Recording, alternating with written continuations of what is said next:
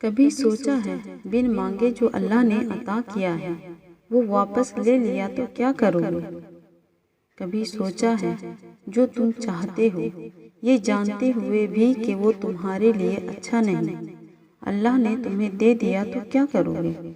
کبھی سوچا ہے جس کو اپنے سے کمتر سمجھتے ہو وہ اللہ کی نظروں میں تم سے بہتر ہوا تو کیا کرو گے؟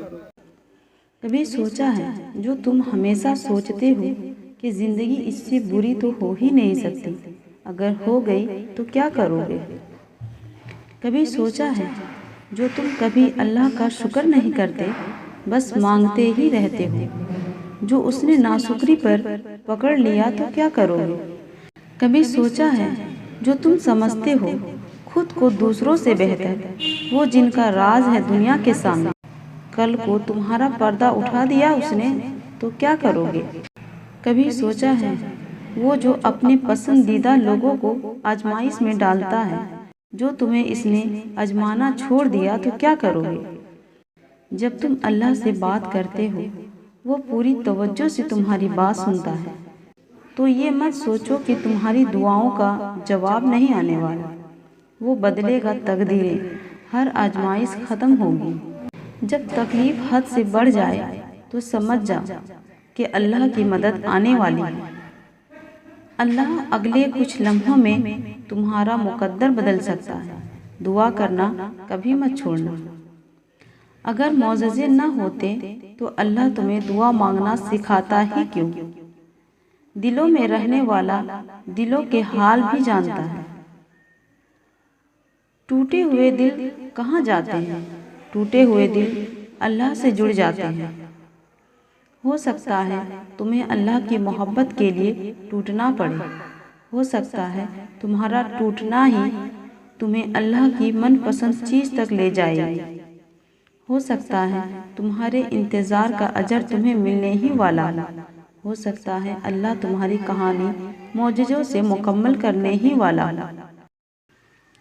تہجد کے وقت بے بسی سے آسمان کی طرف اٹھتے ہاتھ نصیب بدل دیتی ہے اور معجزوں کو زمین کی طرف کھینچ لاتی ہے۔ اگر اللہ تمہیں تمہارا نصیب خود لکھنے کا اختیار دیتا تب بھی تم اپنا نصیب اتنا بہترین نہیں لکھ سکتے جتنا اس نے لکھا ہے۔ مایوس کیوں ہو؟ ذرا سی دیر پر بھول گئے ہو تمہارا اللہ کون ہے؟ ہم نے گر کر دیکھا ہے اللہ کے علاوہ کوئی نہیں تھامتا۔ اللہ پر توکل کے راستے پر چلنے والوں کی منزل کن ہوتی ہے، اور پھر سکون آ جاتا ہے جب یہ سمجھ لو کہ ہر چیز اللہ کی مرضی سے ہوتی ہے۔ چیزیں خراب ہوتی ہیں پہلے سے زیادہ بہتر ہونے کے لیے، چیزیں خراب ہوتی ہیں پہلے سے زیادہ بہتر ہونے کے لیے۔ اس آزمائش کے بعد اللہ کا معجزہ ہے تمہارے لیے۔ وہ جب کن کہتا ہے تو وقت بدلتا ہے، معجزے ہوتے ہیں اور دعائیں سن لی جاتی ہیں۔ اللہ کی محبت دل بدل دیتی ہے۔ پتہ ہے جب انسان اللہ سے محبت کرنے لگتا ہے تو اللہ سب سے پہلے اس کا دل بدلتا ہے، اور ایسے بدلتا ہے کہ یہ دل پھر سارے راز، ساری پوشیدہ باتیں سمجھنے لگتا ہے۔ جو کسی کو نظر نہیں آتا وہ بھی دیکھنے لگتا ہے، اور جو کسی کو سنائی نہیں دیتی اللہ کی وہ باتیں بھی سننے لگتا ہے۔ اللہ کی محبت میں بہت طاقت ہوتی ہے۔ اللہ کی محبت آپ کو ٹرانسفارم کر دیتی ہے اور بالکل نئے انسان بنا دیتی ہے۔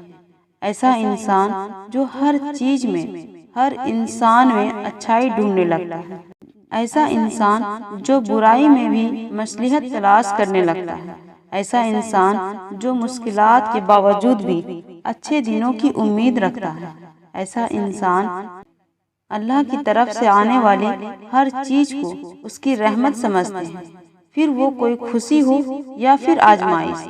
یہی فرق ہے انسان کی اور اللہ کی محبت میں۔ مجھے لگتا ہے کہ ہمیں شاید اللہ سے محبت کرنا سکھایا ہی نہیں گیا، اسی لیے ہمیں لگتا ہے کہ محبت توڑ دیتی ہے۔ اگر اللہ سے محبت کرنا سیکھی ہوتی تو سمجھ آتی کہ محبت تو جوڑ دیتی ہے، محبت تو پہلے سے بہتر بنا دیتی ہے، محبت تو برائی سے دور کر دیتی ہے، محبت تو بدل دیتی ہے، محبت تو آپ کو ایک مضبوط اور با کردار انسان بنا دیتی ہے۔ اور جو محبت ایسے نہیں کرتی، کیا وہ واقعی محبت ہے؟ اچھے دوست چاہے جتنی بار روٹھے اسے ہر بار منا لینا چاہیے، کیونکہ تسبیح کے دانے چاہے جتنی بار بکھرے چن لیے جاتے ہیں۔